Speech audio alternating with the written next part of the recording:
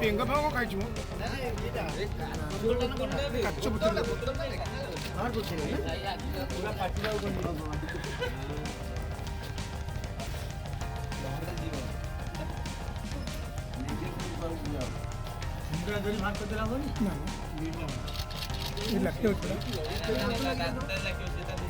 Exactly जहाँ का तला पट मारे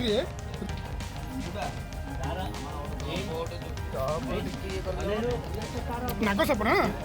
धर कौन लगी कौन अच्छी देख तो नाग साप कौन तार हो आम चेष्टा करा खोला गोटे नहीं आइली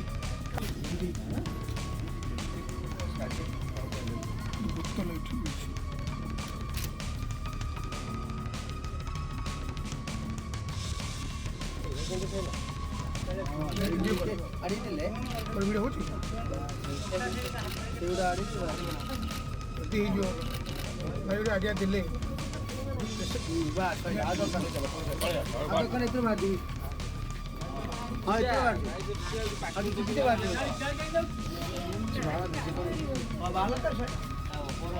हालिया हालिया ना ना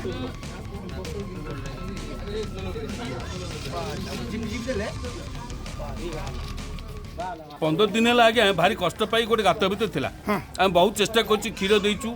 देखुले हाँ हाँ 15 दिन देखु कष्ट होता जो कष्ट हो सारा पुणी पदा को आसला देखला गोटे औषध बोतल बाहर कला जानलु सी चलाबला कर ना ना अच्छा यदि एमती बोतल रही था ना मर था आज्ञा आप आसे जान बचला जहाँ हो सार हर हर महादेव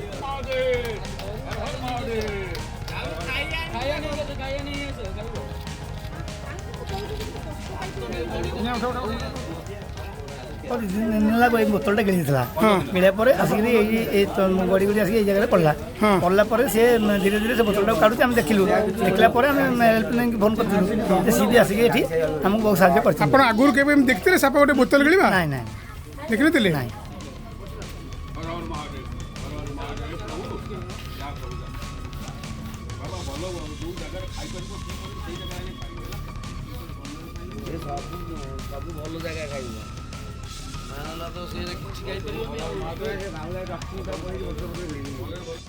भुवनेश्वर पुणा भुवनेश्वर जो बिंदुसागर जो ज्ञाननगर अच्छी सेठिकार बासिंदा मैंने खबर देले जे गोटे नागसापटे गोटे गिड़ी से सठिक अनुमान भी करें गोटे बोतल गिड़ी बोली आम देखा सतरे सपड़ा मुवमेंट कर बोतल सेप की देखा जहाँ से सहयोग क्रमे टिके मानिपुलेट कला तार जो तल माटा फसी जाता सेटा को छड़ा देला सापट निजे निजे बांति करदेला तो आम तो छाड़ू तार निज परिश्रम निजे बांति करूँ सी संपूर्ण सुस्थ अच्छी हाँ किसी दिन है खाई से 15 दिन है देखुं तार आगुरी भी हूँ खाई गिड़ी थे आम कहीपर नहीं तेणु सी न खाई दुर्बल होती छाड़ा आराम से 5-7 दिन से आराम से सुस्थ हो।